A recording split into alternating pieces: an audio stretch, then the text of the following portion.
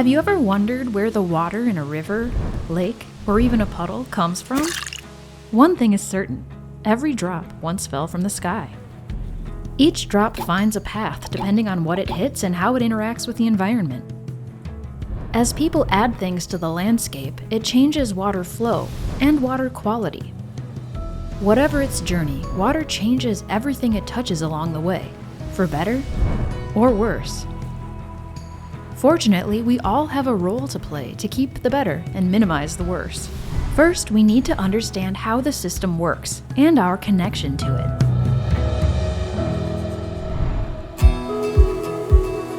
Imagine a flat landscape. Rain falls, stays where it lands, and fills everything evenly. Pull up on a few places to make hills. Water concentrates in the low area, making deeper pools. Water landing on the hills flows off, making the water in low areas even deeper. Too much water in the low areas causes flooding. On its journey downhill, some water is slowed down or captured in depressions, creating lakes and wetlands.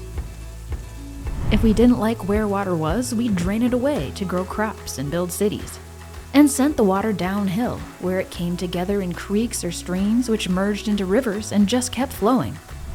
Trace back the path of each water drop that makes it to the low spot and draw a line around all of them. You just mark the edges of a watershed. No matter how small or large a water body, you can figure out its watershed. Some water also soaks into the ground and makes its way into groundwater. Soil also influences how water moves, with different soils in different parts of the watershed. Rocky landscapes hold strong even under fast-flowing water, but won't let water soak in. Clay soils wash away easily and won't let water soak in. Sand also washes away easily, but lets a lot of water soak in.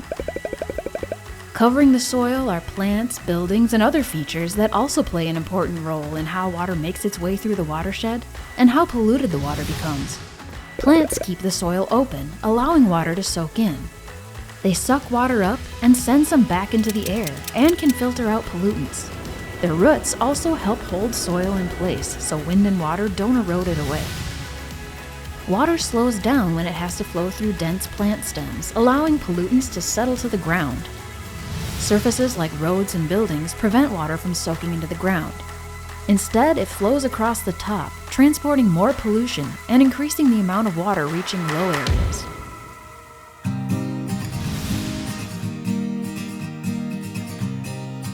Within an already complicated landscape, we've built networks of ditches at the surface, pipes underground, and water treatment features where possible.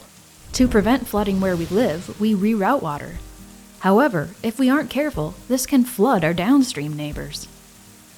This is why we rely on professional water managers to investigate problems and implement solutions to reduce flooding and improve water quality.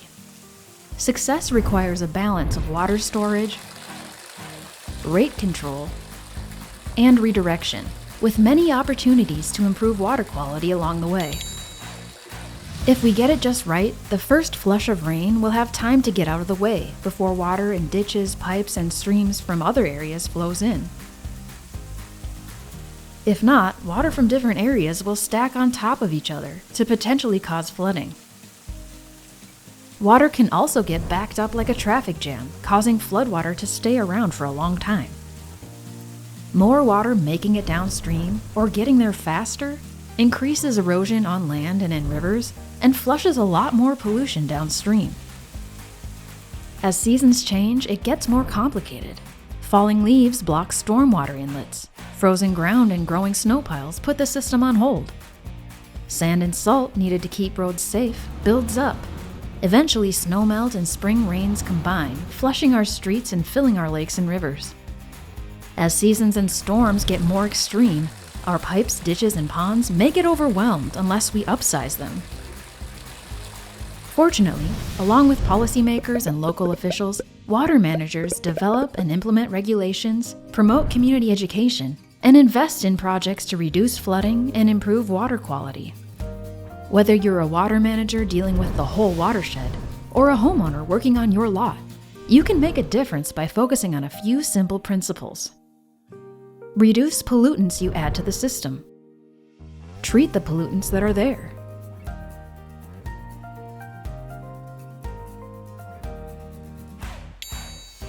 Store water. Soak water into the ground. Slow water down, or redirect water to where it won't cause problems. Many projects used to manage water flow also improve water quality by protecting the land from erosion, filtering out pollution, or breaking down contaminants through sunlight, bacteria, or plants and other organisms.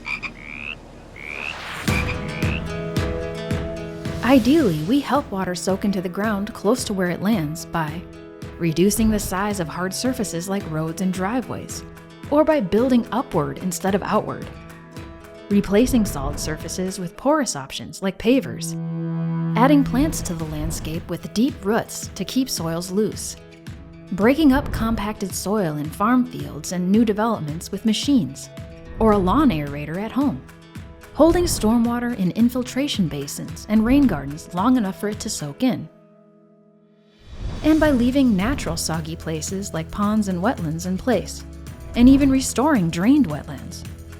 What doesn't soak into the ground, we can store until it is used or evaporates. Ponds and wetlands work well for this, as do rain barrels and underground storage tanks. Slowing down stormwater runoff just the right amount gives downstream water time to get out of the way, while making it easier for stormwater to soak into the ground, evaporate, filter through plants, or be broken down by bacteria or sunlight. We slow water by making it flow through dense vegetation or through soil, such as rain gardens with underdrains. Forcing water to take a longer winding path or to go through narrower pipes also slows it down. Slow water down too much, however, and we can end up with local flooding.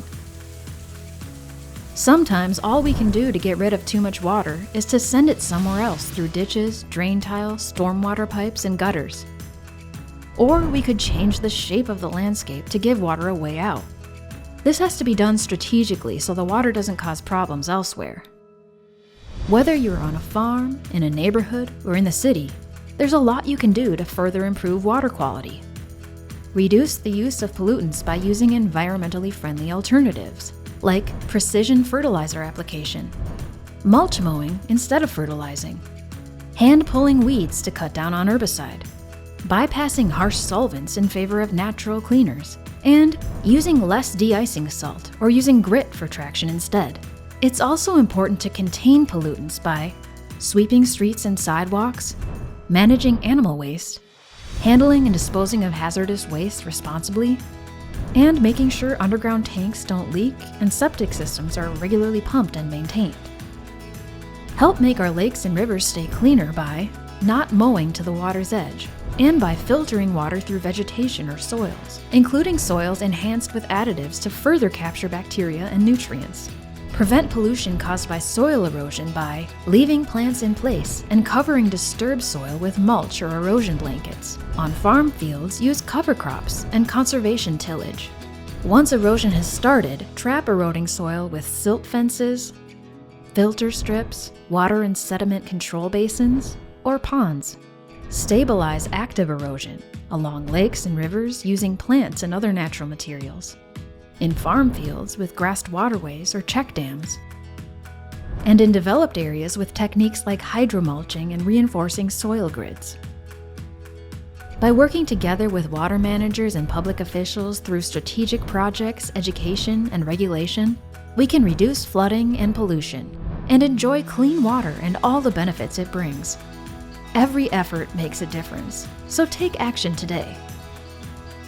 To learn more about watersheds and stormwater management, check out the resources in the video description and watch the rest of our animated Our Connection video series to learn more about your role in conservation.